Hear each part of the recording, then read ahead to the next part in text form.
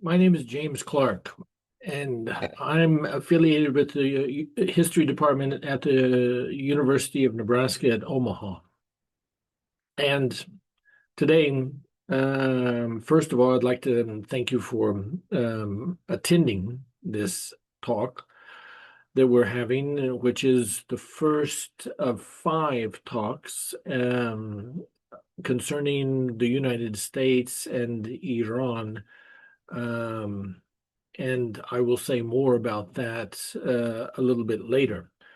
But first, I wanted to read something about the occasion for these talks and the larger context related to it. It's part of the celebration of the 250th anniversary of the founding of the United States. The American Institute of Iranian Studies commemorates the 250th birthday of America with a seminar series recognizing over a century of scholarly ties between the United States and Iran. From the American explorers and missionaries who traveled to Iran at the start of the 19th century to the growth later in the 19th century of American museum collections of Persian art to the early 20th century archaeological excavations in Iran by American universities and the establishment of Iranian studies programs in universities across the United States, American institutions have been at the forefront of scholarship on Iran in numerous disciplines across the humanities. For the past 50 years, the American Institute of Iranian Studies has been central to the support of Iranian studies through its fellowships and grants programs. The Institute is honored to present its America 250 seminars during the country's historical year of 2026 and concurrently celebrate the publication of its volume documenting the history and development of Iranian studies in the United States and the Institute's role in that endeavor. That is the American Institute of Iranian Studies, half a century of foundational research. With that, I wanted to go ahead and share my screen.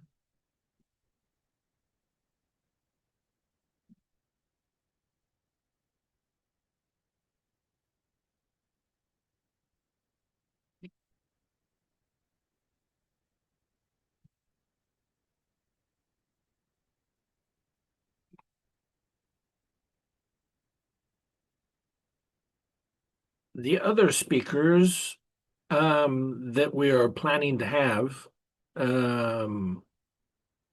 through the rest of the winter and the spring up until late April or early May, and then one in early September, are Professor Carl Ernst of North Carolina University. And the subject he's going to talk about will be that which is in the book, and that will be announced later.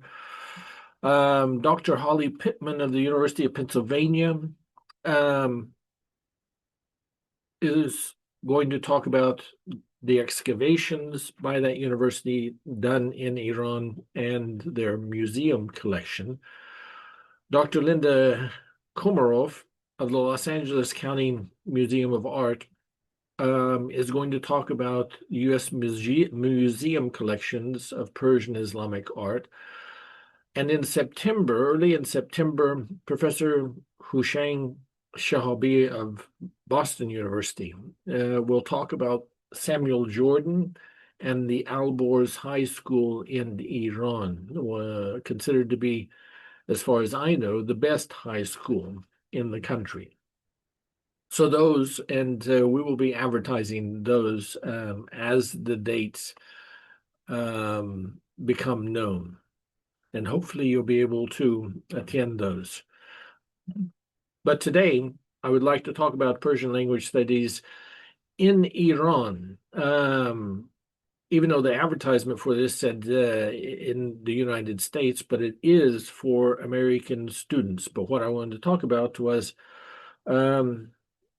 the what came to be called the Tehran Project in Iran for American students, and the return to Iran in some sense by the American Institute of Iranian Society.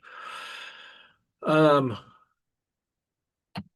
first of all, let me just say a word or two about the study of Persian and Iranian studies in the United States. For about a century, from the middle of the 19th century to the middle of the 20th century, Iran was studied in Persian along with it, but within the context of classical European education and academia. And to a great extent, that was mainly ancient Persia, of course, which is what is talked about in the classics, Latin, the Greek and Persian wars, and so forth. But also, the other outstanding field was Persian literature, and which had become very popular in the 19th century. But in the 1950s, things began to change. The environment changed in the post-World War II world and the United States and the new Cold War environment. And it was at that time that, of course, as we know, and for many other projects as well, because of the economic affluence of the United States after World War II, more money was made available for many things. And one of those was Title VI of the Higher Education Act, which provided funding for foreign language education, teaching, study, and for area studies, which of course go together. And that included Persian and Iranian studies. So from the 50s, and especially the late 1950s, more money became available, and we see a proliferation in the number of programs relative to Iran and for studying Persian in American universities and colleges. Middle East programs also increased, especially in the 1960s and through the 1970s. And along with that, in those Middle East programs and universities that had them, we see teaching and study of Persian and of Iran also increasing. From that, we come to the founding of the American Institute of Iranian Studies, which occurred at that same time when Middle East centers, the study, and part of that, so the study of Iran and Persian, were proliferating. That is, in 1967, the Institute was founded and established a presence in Iran for the next roughly 12 years, with, like other foreign institutes in Iran, had a resident director and also compound and other facilities, which it lost in 1979 at the time of the Iranian Revolution. It was with that, so very briefly, after that, the American Institute of Iranian Studies did not have any direct contact with Iran because of the political situation between Iran and the United States. But in 1997, President Mohammad Khatami was elected president of Iran, and which became representative of the coming of the so-called reformers into power in Iran, in the Iranian government, or at least partial power, and a change in the environment. And Professors Brian Spooner and William Hanaway of the University of Pennsylvania talked with the Iranian delegation at the United Nations about creating a program for American students, whereby American students could go to Iran to study Persian, perhaps among other things. One of the reasons behind this, aside from the fact that it's the American Institute of Iranian Studies and people were looking for any way they could to try to get back into Iran, but at this time in the 1990s, none of the three Persian-speaking countries, that is Tajikistan, Afghanistan, and Iran, gave or had until that 1997 in Iran allowed or had opportunities for American students to go and live and study in a Persian-speaking society. In the 1990s, Tajikistan, which had just become independent in 1991 and had gone through its own civil war from 1992 to 1997, obviously was not a place to travel to, which I did travel to Tajikistan during that time, but it was to northern Tajikistan, which was unaffected more or less by the civil war. And of course, Afghanistan, which had fallen into a civil war itself after the withdrawal of the Russians in 1989, and which by 1997 was falling under the dominance of the Taliban. So it was welcomed in 1997 when Iran and Iranians became receptive to this idea of American students going to Iran to study Persian. And the first group of students went to Iran in 1999 and were accompanied by Professors Spooner and Hanaway. And along with these students who received scholarships through the American Institute of Iranian Studies, a position for a scholar, a junior scholar, to also go to Iran to stay for a longer period of time, for a period of 6 months, actually, was also created. And the first of these fellows, as they were called, was Professor Paul Lusinski of Indiana University, who went there in 1999. I believe he could only stay for 3 months.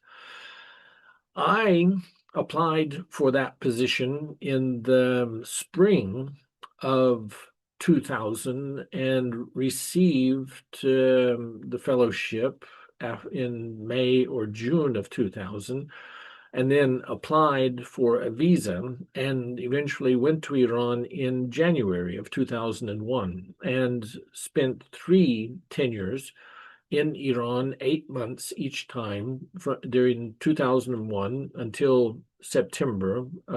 And I was there in Iran a week and a half after 9/11. Then I went back to Iran in June of 2002 and stayed until February of 2003, just before the United States attacked Iraq. And then I went back to Iran again in January of 2004 and again stayed until September of 2004. And that was the last time that I went to Iran. But this became known, this providing scholarships to American students to go study in Iran and the fellows, came to be known as the Tehran Project. And that's what I want to talk about today. Now, I arrived the first time. It wasn't my first trip, it was my third trip to Iran, but as a fellow for the American Institute of Iranian Studies. It was my first of those 3 tenures. I arrived in January of 2001, and one of the first tasks that I had was to find a place to live and perhaps a place that the Institute could rent that it could call its center. And initially, I stayed for a month in eastern Tehran, in Tehran Pars, and then I spent a month at the guest house of the Farhangistan in Saadatabad, in the northwest part of Tehran. But finally, I was able to find an apartment not very far away from the Dehkhoda Institute, which is where our students were going to study Persian, in the very upscale neighborhood of Elahieh. And that apartment we rented from that time in March of 2001, approximately, until the end of 2004 into 2005. And that became the Tehran Project's center, so-called center, which we rented, kept materials there. One of the things that I purchased on behalf of the American Institute was a computer, and allowed me to stay in touch with the institute back in the United States, and of course to access the internet. And after finding that over the rest of that tenure in 2001 and the other two tenures I was in, I kind of established a routine of sorts, whereby, since the Dehkhoda Foundation was the Iranian institution who was our partner in Iran, with whom we worked and where our students went to study Persian, I went there, tried to go there several times a week, 2, 3, 4 times, to talk with people, to meet with them, to see what was going on, if everything was okay. And the two gentlemen who I usually did the most, interacted with the most, was Mr. Janabzadeh and Mr. Fangani, who were the principal administrators of both the foundation and the language program. And they were very thankful for having me there to, as a representative of the Institute and an American, to help with various challenges that came up, we might say, in administration dealing with the American students. Also, concerning my activities with the Institute and our partner in Iran, because there were approximately, as I say here, about 100 foreign students who were studying at the International Center for Persian Studies at the Dehkhoda Foundation at any one time, from a variety of different countries, and now there were American students among them. Each week there was a person who would come from another office in the Iranian government called the Office of Alien Citizens, come to Dehkhoda 1 or 2 days a week in order to do work related to the visas of these foreign students.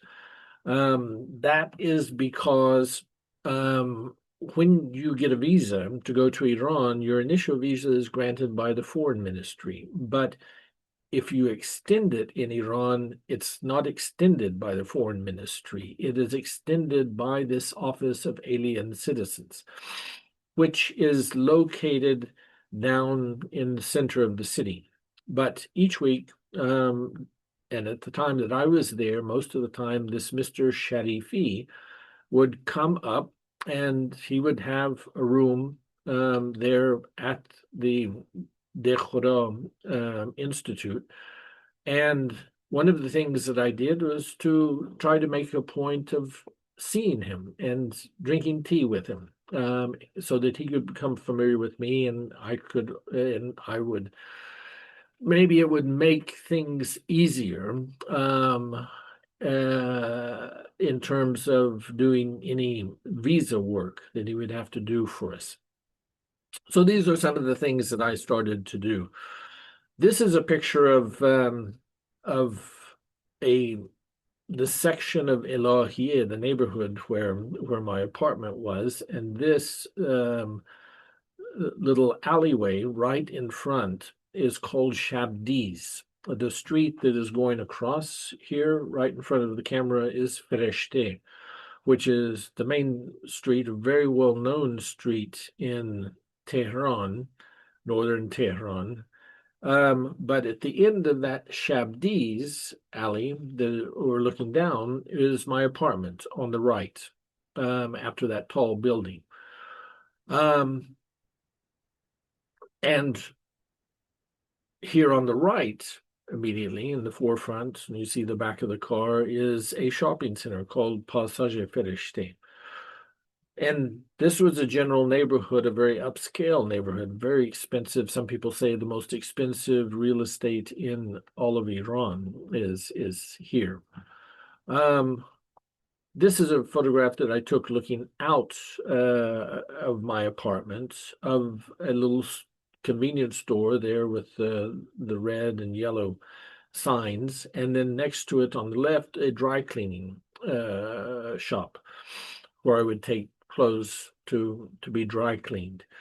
Of course, this is in the wintertime, and but in the street right above, this is where that alleyway of Shabdis intersects another little road. And the people in this general area of Elahieh, they would say this used to be orchard. So the streets wind, they're not straight, they wind, still following the pathways of those orchards that used to exist there. But just it intersects that earlier side street that I showed you, intersects another side street where you see a car coming down on called Aminuddoleh, which is named after a very famous individual in Iran, Qajar Iran.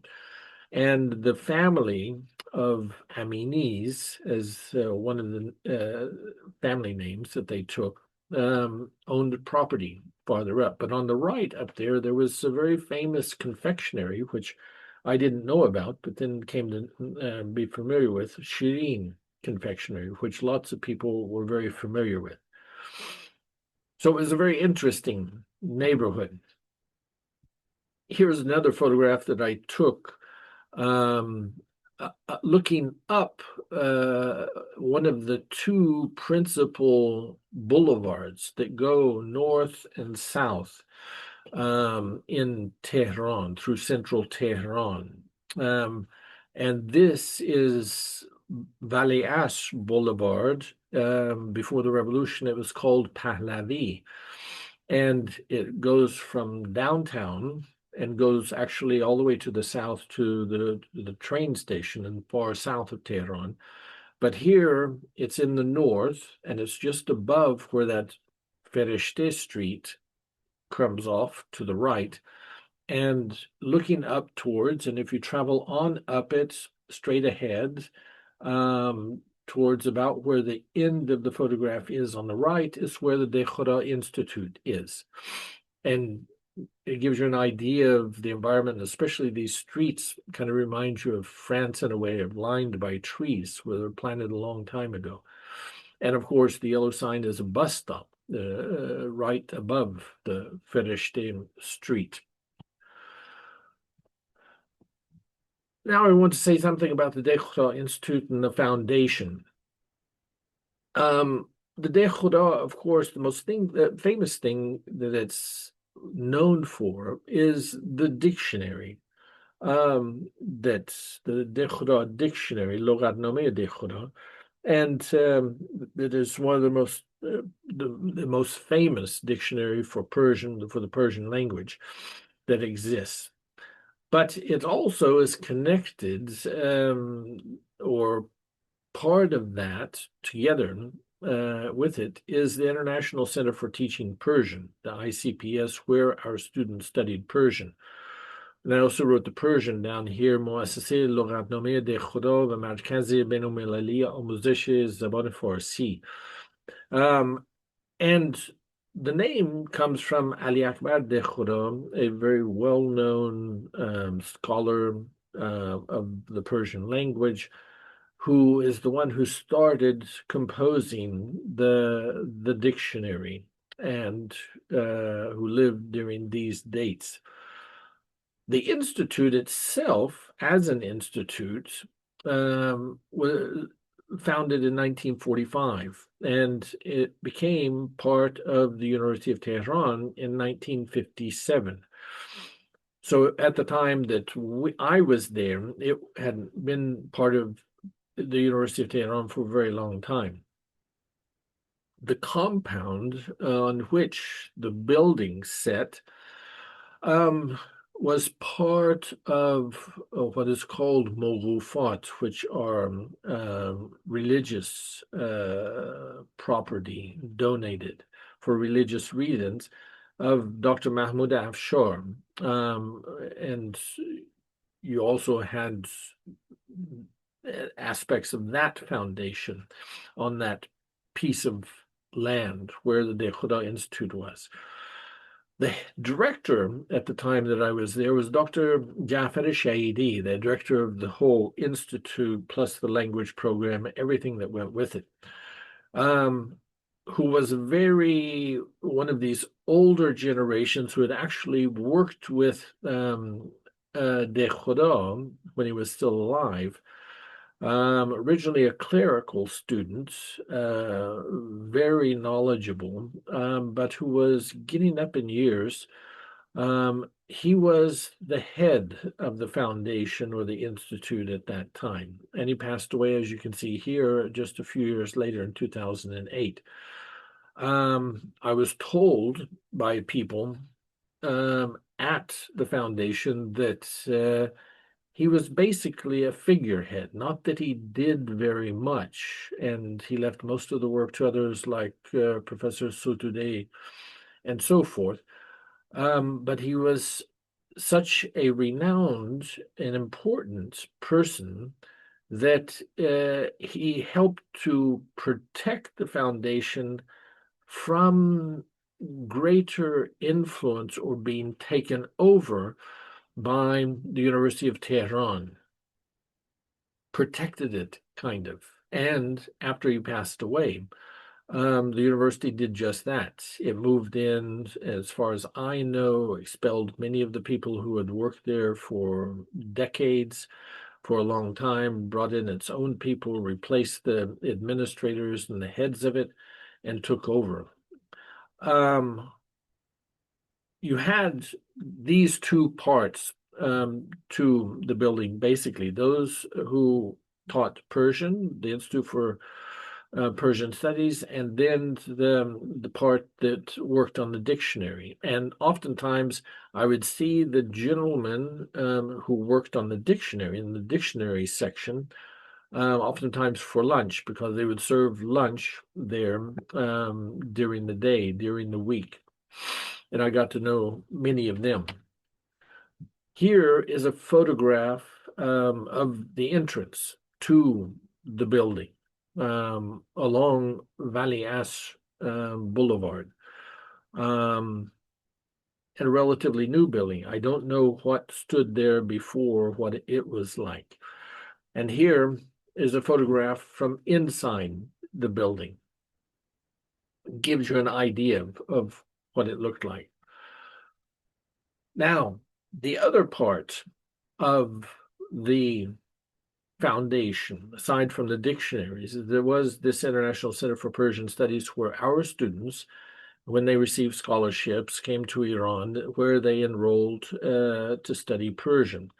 And the person who was mostly responsible for that, ICPS, was Professor Ghulam Reza Sotoudeh, who was also a professor of Persian literature downtown at the main campus of the University of Tehran.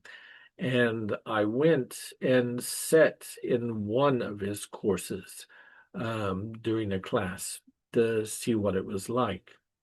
And the administrators were those same two that I mentioned earlier, Mr. Janabzadeh and Mr. Farghani, who are the two persons who I saw the most of and talked with and dealt with. And if any problems came up, they contacted me, worked with me. Interestingly, one of the instructors was the daughter of Dr.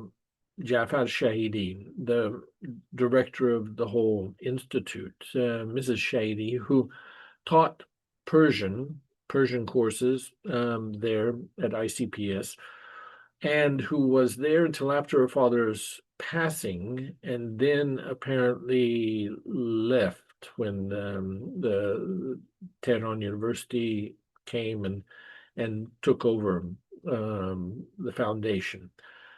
But I listed here a few of the courses, a variety of courses were taught at the ICPS, different levels of course, beginning, intermediate, and advanced, and courses on composition, reading, grammar, also conversational Persian, contemporary Persian prose, writing methods, journalistic Persian, calligraphy, classical Persian prose, and perhaps others.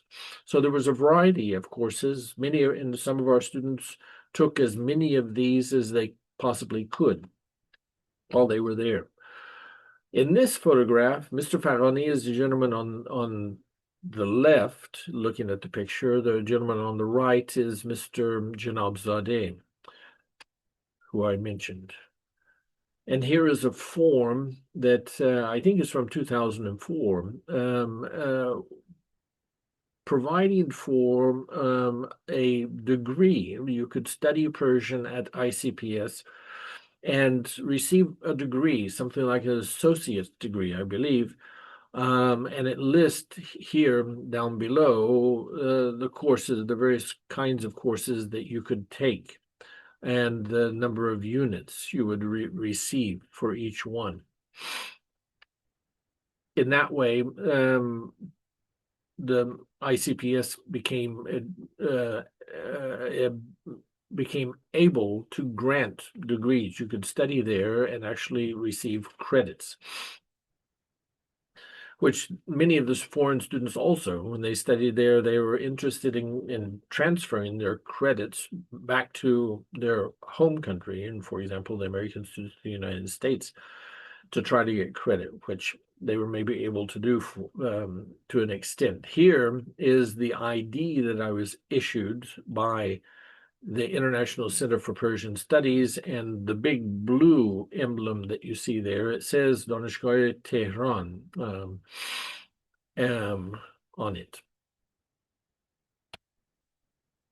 Now, our students who receive scholarships, first of all of them, it was determined when the scholarship program was set up for American students that they should be doctoral students. And the reason for that, I was told, was that since these students would be going to Iran and living in Iranian society, they needed to have a good knowledge of Persian, enough to be able to live in Iran, to get by. And it was believed that probably it would be most likely that doctoral students would have that level of Persian. Therefore, the scholarships were limited only to doctoral students from U.S. universities. During the time that I was the fellow in Iran, there were only a handful, maybe 3, 4, 5, varied from year to year, of students, these American doctoral students, who would come to Iran at different times, usually. One of the challenges that all of them seem to have had was obtaining the visa, and especially the length of time that it took to get the visa, which made it difficult to plan on when one should apply and therefore know when they would receive it so that they could plan on when they could actually leave the United States and come to Iran. So we actually had the students who would come at different times. Some came in the middle of the semester. Several of them tried to plan to come only during the summer and study during the summer. But getting the visa was always kind of a challenge for them. But when they came to Iran, initially, apparently, when the program was set up, it was thought that there were dormitories that exist behind the Dehkhoda Foundation, but those, after a period of time, it was determined that those could not be used, that the Americans could not stay there, which would have been very convenient. So finding a place to reside was kind of a problem for the students, and difficult for me and Mr. Janabzadeh Farghani at ICPS to help them out. Eventually, Some of them would stay in apartments. Some of them would find a place to stay before they came to Iran through the internet or through connections. Others had problems in finding, couldn't had to try to find an apartment after actually arriving in Iran. But eventually, in time, the British Institute of Persian Studies, or BIPS, had guest houses, and some of our students stayed there. It was convenient, not too far away from Dehkhoda for them to attend class. Um, Officially, through ICPS, since it was part of the University of Tehran, one possibility was staying in the dormitories at the University of Tehran, but that was problematic because of the distance and because it took, especially during the day when traffic was very, very heavy, perhaps 2 hours one way to go from downtown up to Dehkhoda. And then, of course, you would have to go back. But there were many foreign students from other places, other countries, who did stay at the dormitories at the University of Tehran, the main campus, down in the center of the city.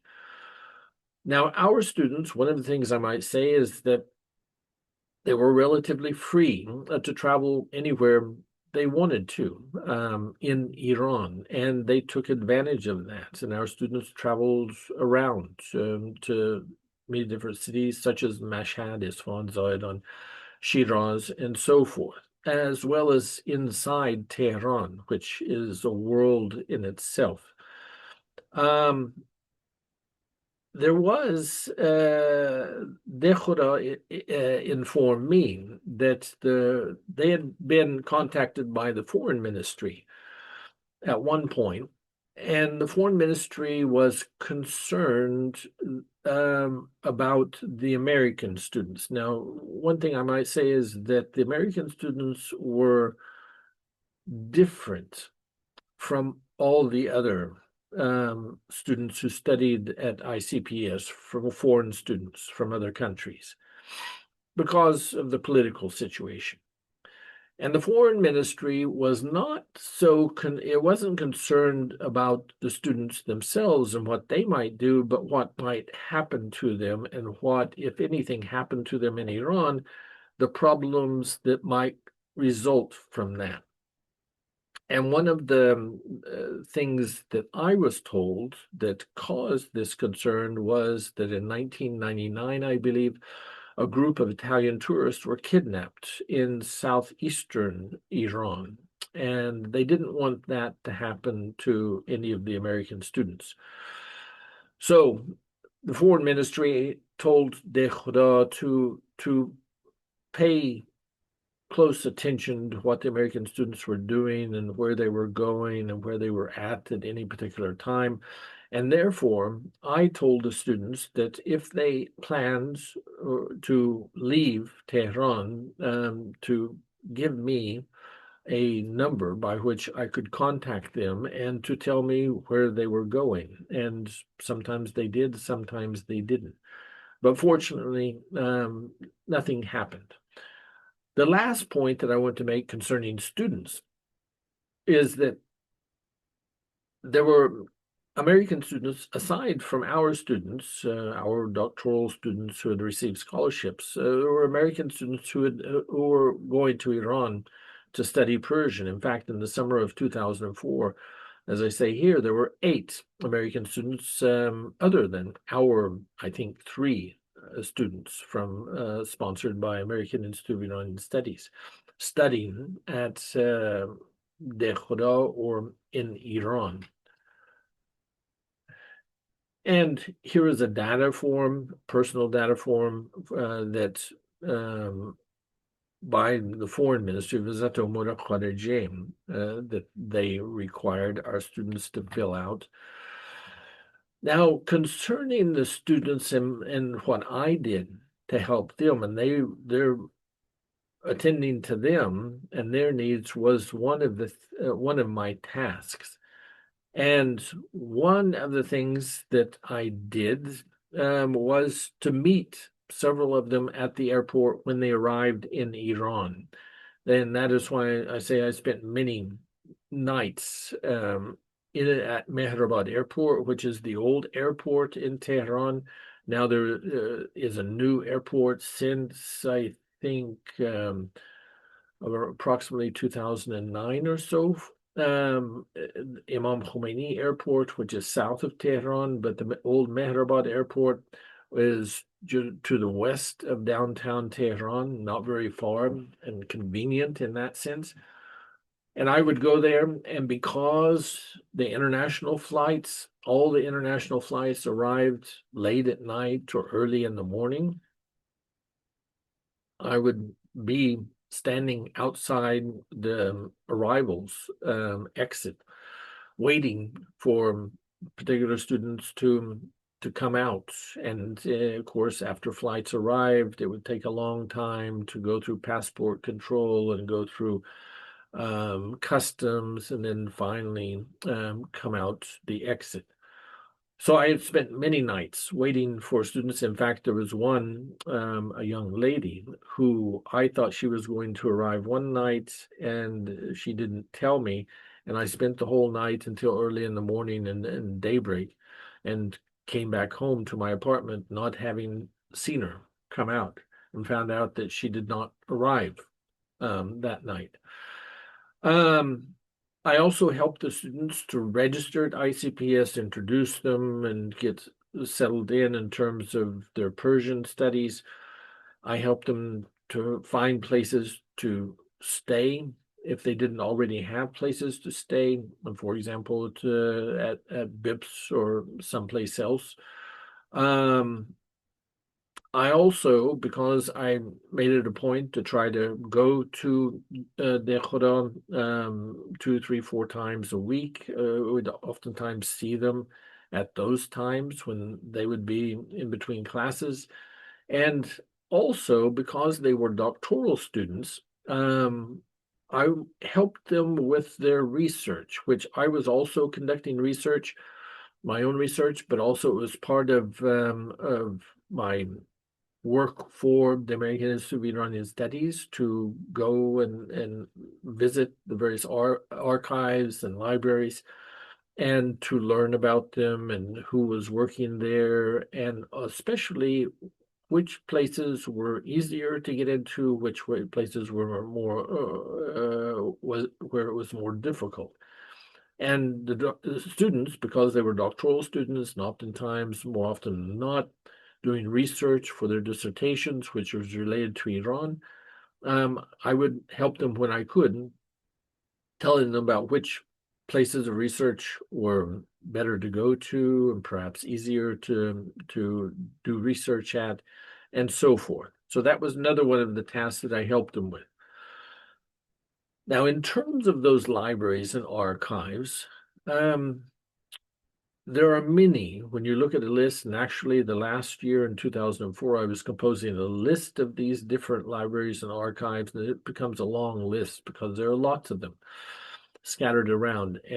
But there were a few that were clearly easier to get into and to do research in than others. Most of them, it was not easy to be allowed to do research in them. But one of them, which I found to be the easiest, was the Parliamentary Library, or the Kitabkhane Majlis in Baharistan Square, right next to the old Iranian Parliament, which was replaced back in the 2005 or something like that, 2004, 2005, but in very center of the city.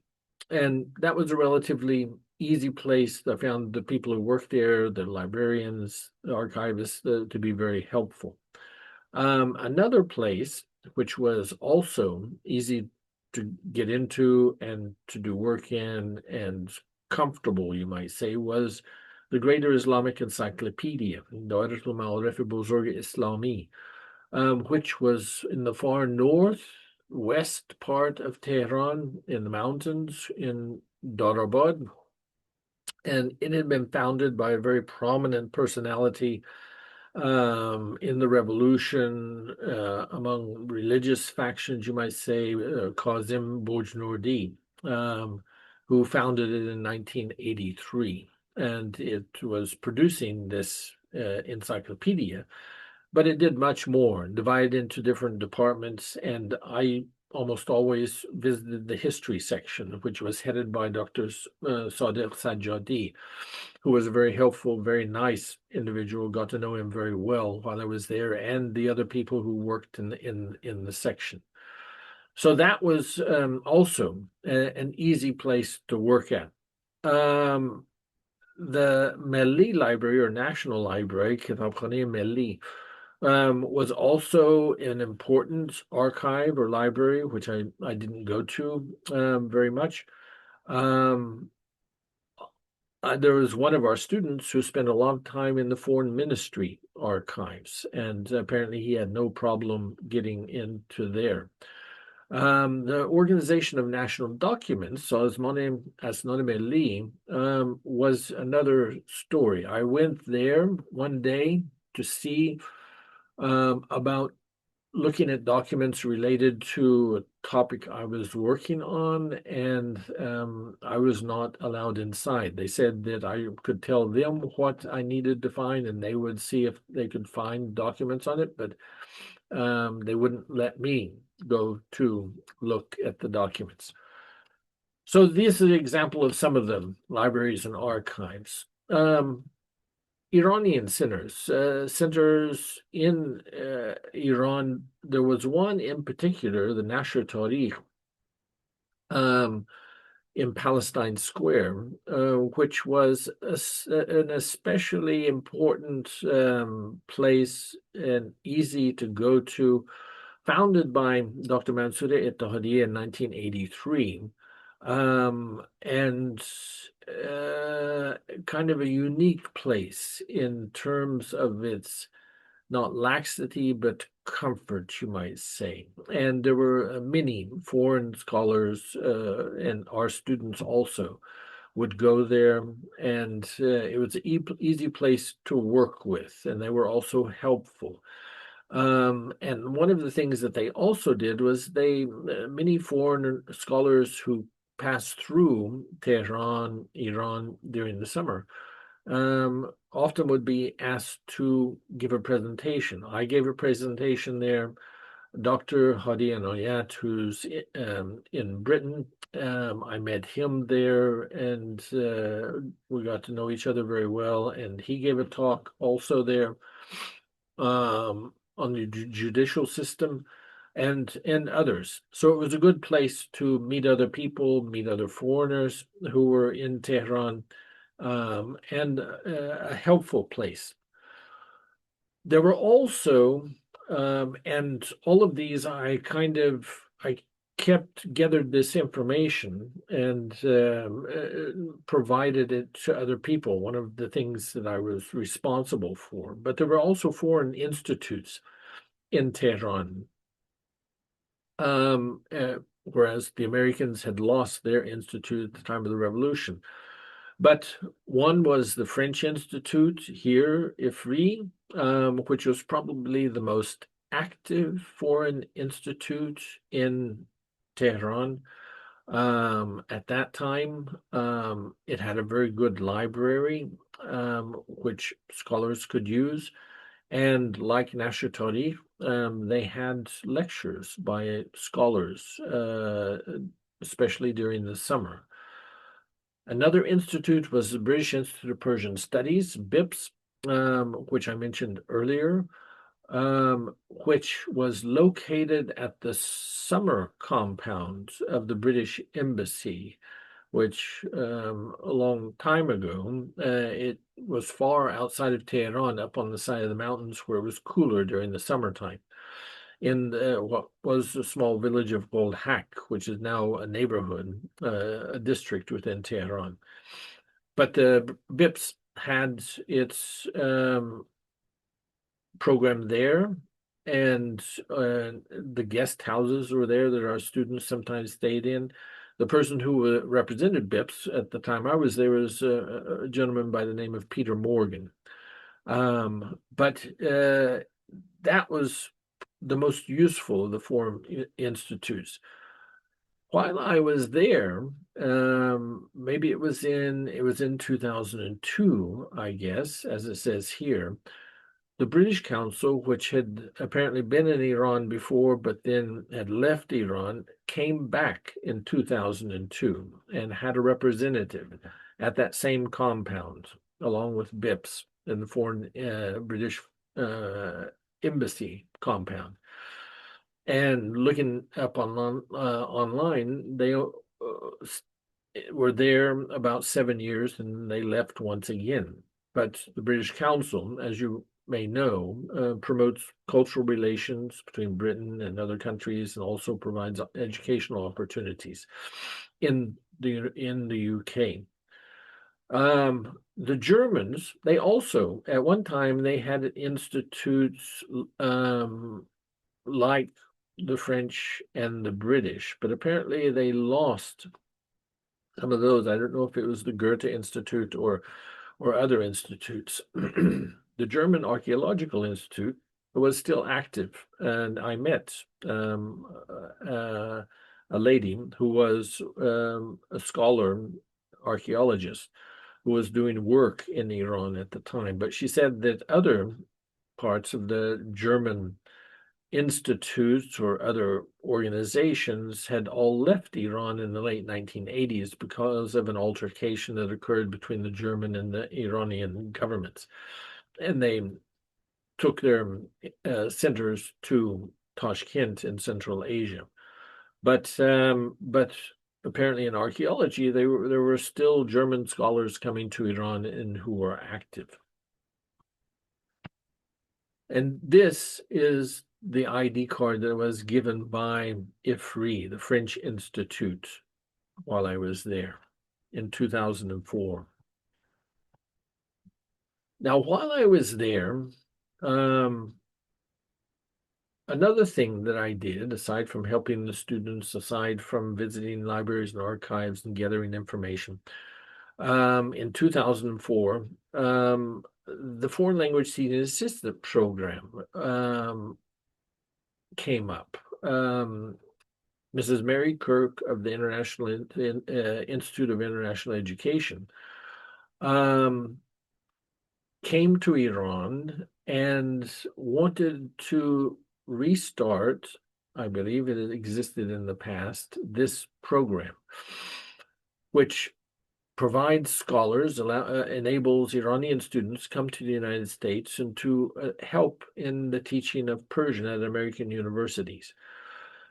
So I took her to Dr. Fawazipur's office in International Affairs at the University of Tehran, and we also traveled to the University of Isfahan together, where we met with people from the University of Isfahan, faculty and administrators, and talked with them about the possibility of their students applying for this program.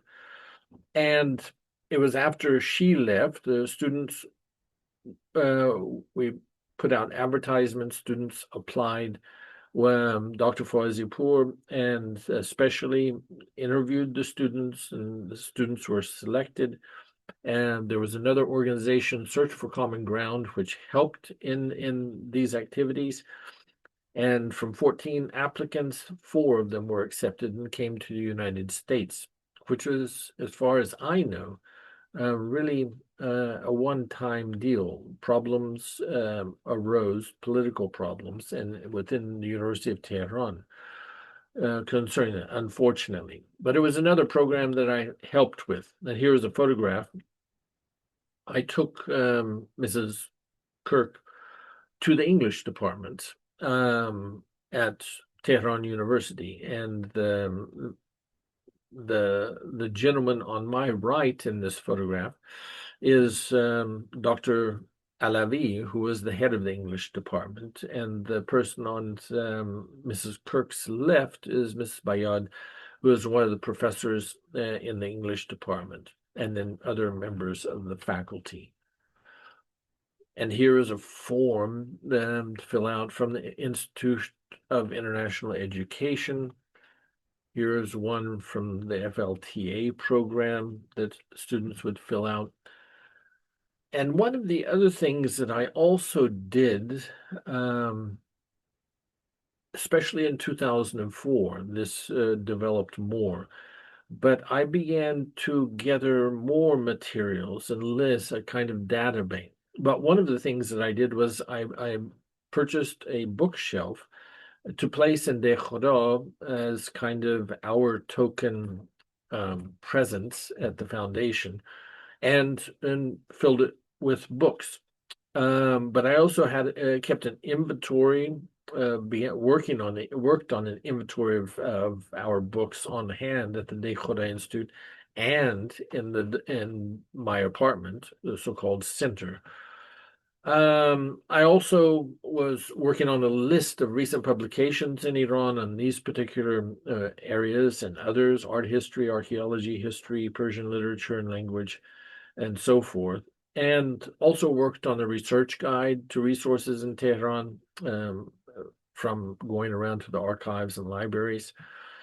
And also information about publishers, among other things I was working on. Information that would be helpful to scholars who came to Iran, or students when they were in Iran, about what things exist, where they are, addresses, phone numbers, and so forth. As a conclusion here, I have to say that I think that the program, the Tehran Project, was quite successful for those who participated in it. And during that period of the opening that we were there, and those people who were able to go, not only the students and myself, but also other scholars who were able to receive visas to travel to Iran.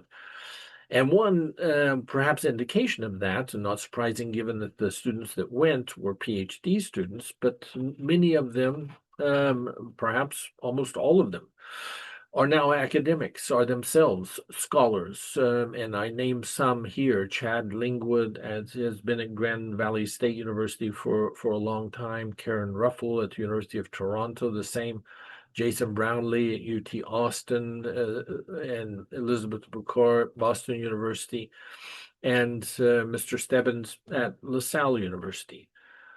But I think that for them, as I say here, it provided them a wonderful glimpse of Iran during that opening time when they were able to travel freely. And not only in that, during the time of the reformists, but it was also a wonderful time for book publication, for example, and lots of books were published that were unique, that later were not allowed to be published by the censors. And it served, I think, to improve our students' Persian language skills. Being in Iran, many of the students would say that the classes themselves some were better than others, but it was the living in Iran, I think, and giving them the opportunity to live and travel in Iran, in Tehran, that was valuable for them. Now I want to say something about a couple of other things. And one of these is, because I don't have time to talk about everything that happened, but there was one, I had a photograph of it. There was a recognition or commemorative ceremony for Richard Fry, the renowned scholar of Iranian history, and especially ancient Iranian history, at Harvard University. That occurred while I was there. And the ceremony took place at Dehkhoda, in their garden behind the building, which is what is in this picture. And you see the big pool, what is called a hose. And you can also see Professor Fry here in the center of the picture with the bow tie on. But it was a recognition of an American scholar who is highly respected in Iran for his studies. and his study of Iran, which was interesting, a point where Iranians and Americans certainly come together, and there were a lot of people at this ceremony as well, as you can see in this photograph. One of the other things also that I did was to provide assistance to scholars who came through, as I mentioned, who did come through, especially during the summertime. But whenever they needed help, I tried to help them as much as I could. Dr. Judith Lerner was one of these who came while I was there.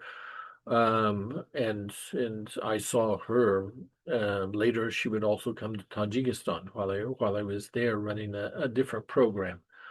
But I tried to help visiting scholars. Another kind of unique little meeting that took place, but also showed the interest of some American institutions of their interest in working in Iran and seeing what the possibilities for cooperation with Iranian institutions were, occurred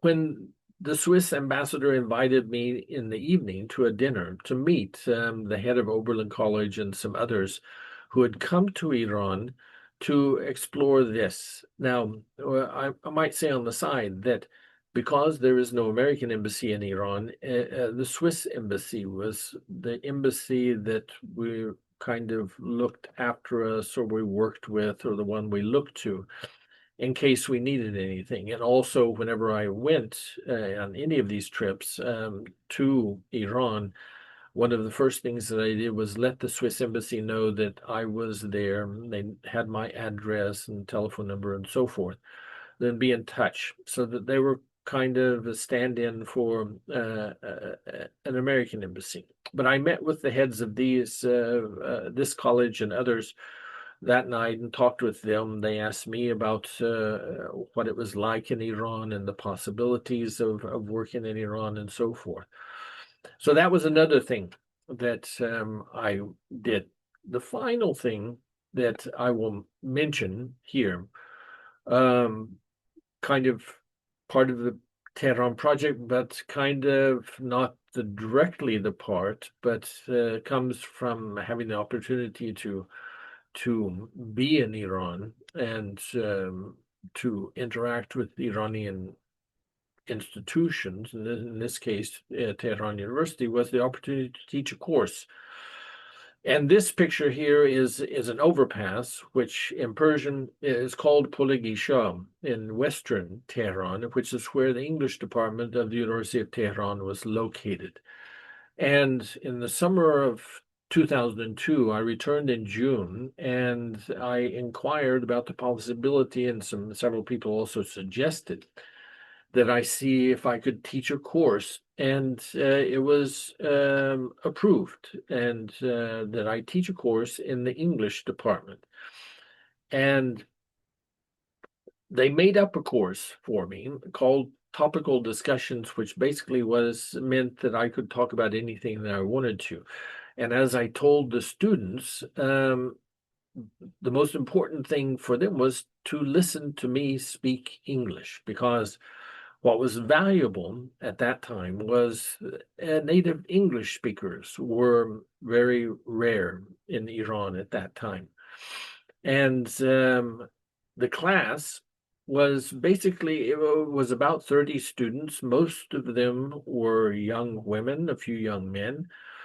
And I would talk about all kinds of things. One of the things that young people are interested them. I talked about the 1960s and the counterculture and rock and roll and things like that they would talk about. But also, one of the things that I required of them is that each student had to give a 10-minute presentation in English in front of the class.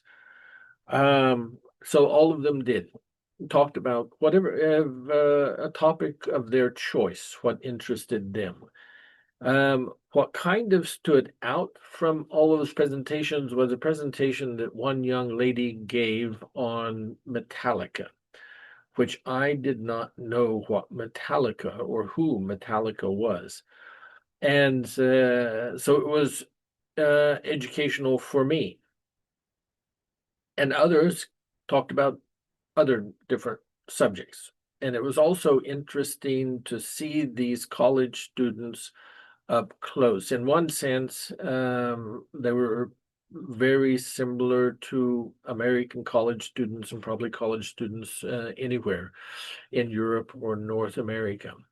But in other ways, you could see the differences between them, and I'll show you. And one other thing before I show you one of those differences is that one of the things that I also did, since hearing English spoken by a native speaker was very important and at the core of the class, you might say, to help these students improve their English.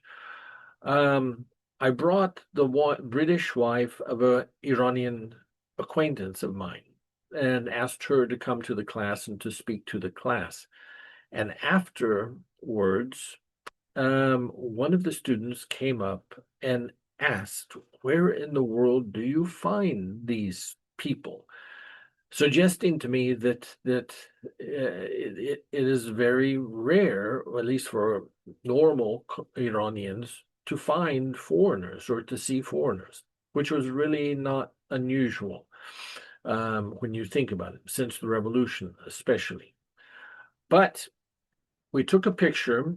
This is a picture that I took with some of the students, mostly women here, one young man who I got to know more than the others. But you can also see the difference in the dress between 2, 4, 6, 8 of them, the young ladies dressed in the black and different varieties of black and dress, and then 2 young ladies who have different colors, and their hair is covered less, you might say.